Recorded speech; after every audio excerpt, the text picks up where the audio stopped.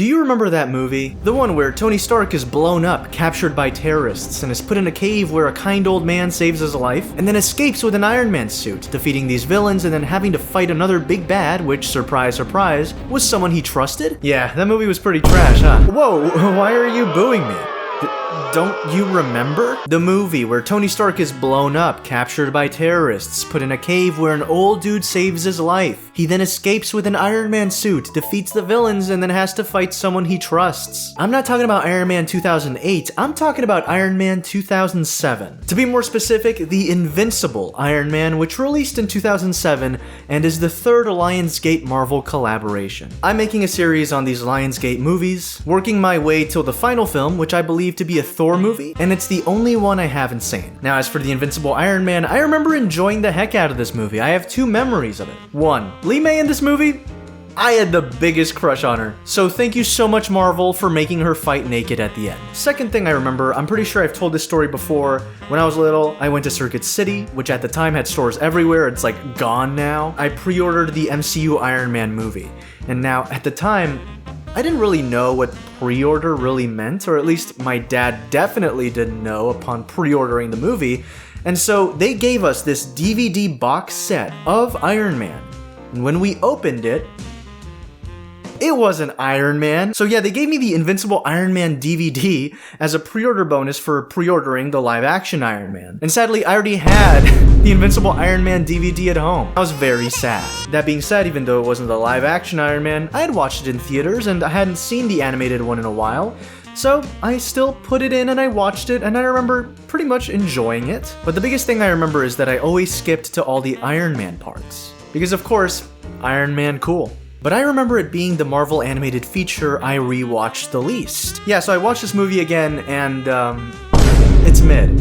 I could even say it's bad. And now hold on. If you're gonna sit there and tell me it's a good movie, I know you haven't seen the movie in like 10 years, Kyle, so sit down, watch it again, and then come back to me. The movie has its moments, but it is so slow, and it looks so bad. The CG in this movie, why did they do this? So let's go over the Invincible Iron Man and find out just what the hell happened with this movie. By the way, this video is sponsored by Bespoke Post. Bespoke Post is a monthly membership club delivering a box of awesome, top-shelf goods from under-the-radar brands. It's free to join and you can skip a month or cancel anytime. 90% of the products come from small brands, many of which are based right here in the US. Like check out Terra. The knife in the Terra box is made by Barebones, based in Salt Lake City. Every month, Bespoke introduces members to cool new products, outdoor gear, barware, kitchen goods, etc. Even live oysters, based on a preference quiz they fill out. They sent me some boxes and they're all incredible. Every box of awesome has around $70 worth of goods inside, but costs you only a fraction of the value. I got the Weekender bag, which comes with an heirloom level carry-all, and it has me all ready to seize the day. I also got the concentrate box. It has me making cold brew. It comes with a cold brew iced coffee maker, a concrete desk set, and Boulevard bitters. You can also preview your box. You'll get a box of awesome assigned to you, and before it's shipped, you'll get a preview of what comes inside to decide if you'd like to 1. Keep it, 2. Swap it for a different box, or 3. Skip the month entirely for no charge. You only pay for what you want. To get 20% off your first box of awesome, click the link in the description and enter Browntable20 at checkout, or go to bespokepost.com/Browntable20. What I will say right off the bat, firstly, this movie is eerily similar to Iron Man 2008 at times, which, you know, makes sense because it's the character's origin, but I don't know if Favreau watched this before making the live action one, because damn. And also, this movie's probably closer at adapting the comics than the live-action film. Yeah, I know Obadiah Stane, the Ironmonger, is in the comics, but this one has the Mandarin. It is Wong Chu, too, which is someone Iron Man actually faces off in the comics. It's pretty dope. The second thing I want to say about this movie is that the score, absolute fire. Guy Mitchell-Moore not only did the soundtracks for the Marvel's Lionsgate movies, I think either most of them or all of them. I'd have to verify. But I do know for a fact that he also composed Earth's Mightiest Heroes, because he reuses cues from the Iron Man theme he composed for these movies. And it unwillingly kind of makes all of Marvel animation from the 2000s feel kinda unified in a way. It was honestly really cool. And then came Disney and they homogenized everything and it went to shit, but still. This was a really good time for Marvel. That being said, this movie's not very good. The movie begins with an excavation going on in China. Rhodey is the guy in charge of excavating this ancient city ruled by the Mandarin from under the ground. And this is all being funded by Stark Enterprises. And there's this group called the Jade Dragons, and they want to prevent the city from being brought back. Now let me say this one thing, you may think this is going one way, it isn't. Now Tony Stark is bathing with this fine lady and he's called by Rhodey. He's like, dude, I'm in the middle of something, quite literally.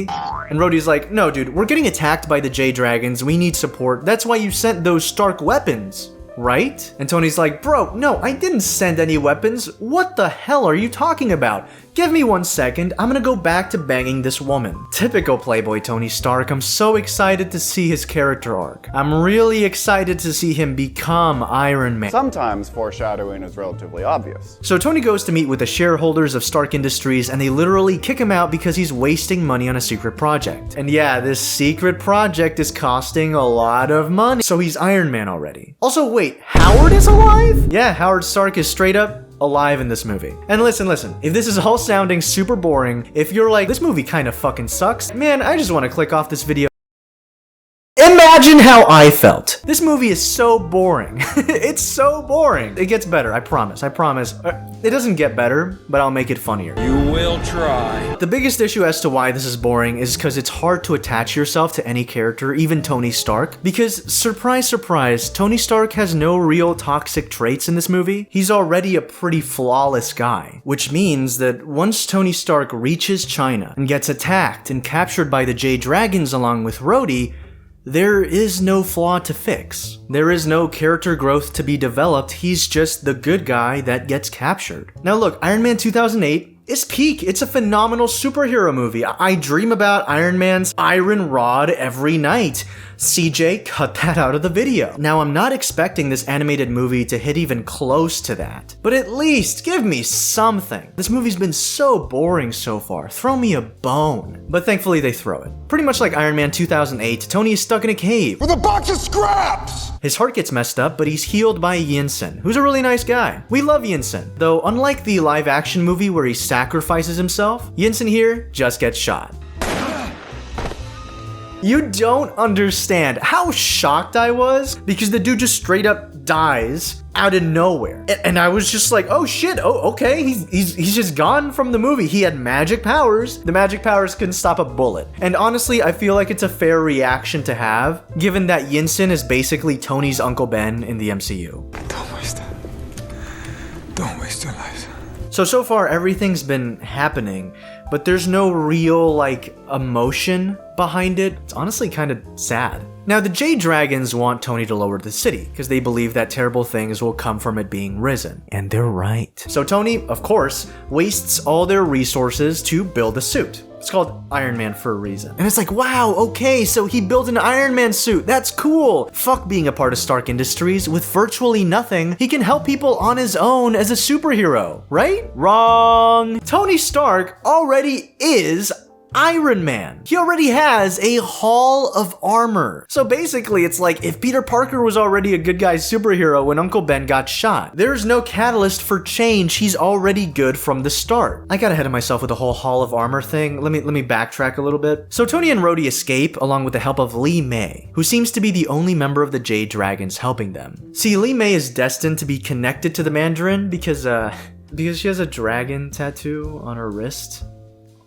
Don't question it. And when she sees Iron Man flying out of the J-Dragon cave, we're shown this prophecy where a man in an iron suit fights the Mandarin, and the Iron Knight looks exactly like Iron Man. How this prophecy even makes sense? I don't know. Don't even question it. Once Tony and Rhodey get back to the US though, S.H.I.E.L.D., yes, S.H.I.E.L.D. is also in this movie. The coincidences are insane. S.H.I.E.L.D. attempts to arrest Tony and Rhodey because they believe that Stark weapons are being used by the J-Dragons, the group that's connected to the Mandarin. Like how in Iron Man 2008, the 10 Rings use Stark weapons as well, and that's a group that's connected to the Mandarin. There's a lot of similarities and it's kind of wild. Like this is Ultimate Avengers 2, and now Invincible Iron Man. I get that it's supposed to be similar to the comics and obviously they're gonna take things from there, but there are certain other things that are just really eerily similar, and it's a surprise. I'm gonna be honest, it's a surprise.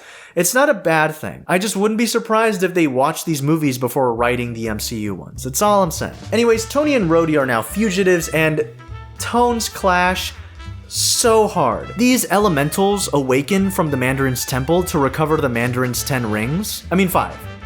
There's only 5 rings in this movie.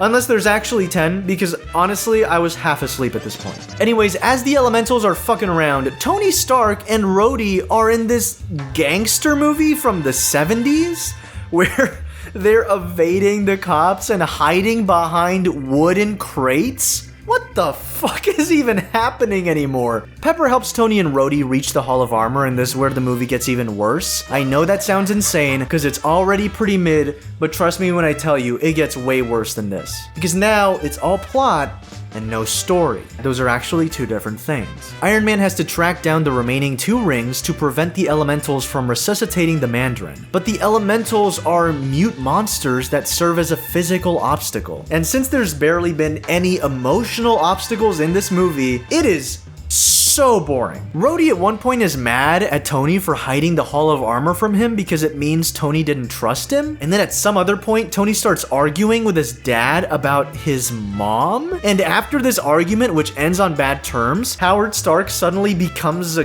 good guy. And at the end of the movie, Tony gives Howard Stark control of Stark Enterprises, the guy that kicked Tony out of the company at the beginning of the movie. I know, I just spoiled the ending. I'm getting ahead of myself, but this is so ass. Alright, now, I pretty much saved all the Iron Man stuff for the latter half of the video around the end, and this is the reason why. It's because, oh my god, it is so bad. The Iron Man suits, they're designed well, sure, but the CG, the CG is so ugly. It's very dated. It doesn't look good. I'd rather them simplify the suits and hand draw it rather than them having done this, because they look like they came straight out of Code Lyoko. You remember Code Lyoko? This is hot ass. And what's worse is that the backgrounds and effects are still 2D. So we have these terribly, and I mean terribly composited sequences. It's so ugly. There's no way this got through, man. The animation is so slow. There's no impact at all, and it feels like they're desperately trying to make it so they follow the 2D backgrounds, and that limits what the 3D CG can do.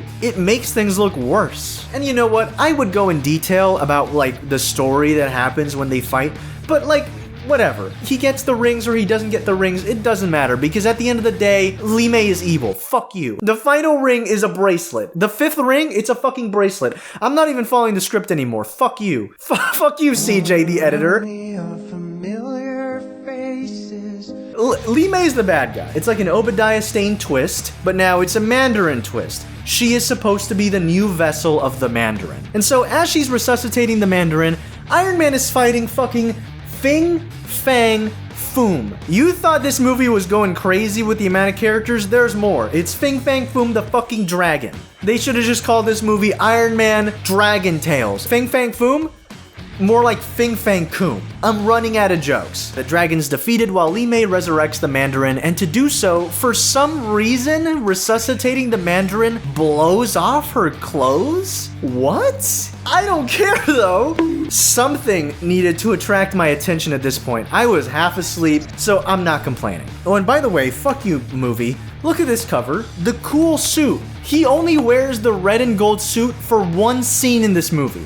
The volcano fight scene. At the end of the movie, where he fucking fights the final elemental and Fin Fang Foom and the Mandarin, it's with the ugly ass gray armor. Why? Why would you do this?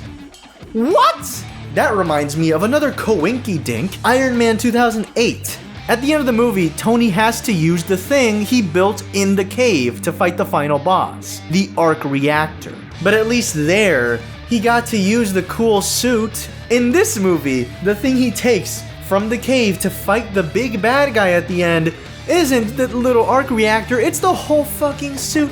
And it's ugly. It's so ugly. You're fucking joking with this cover, Marvel.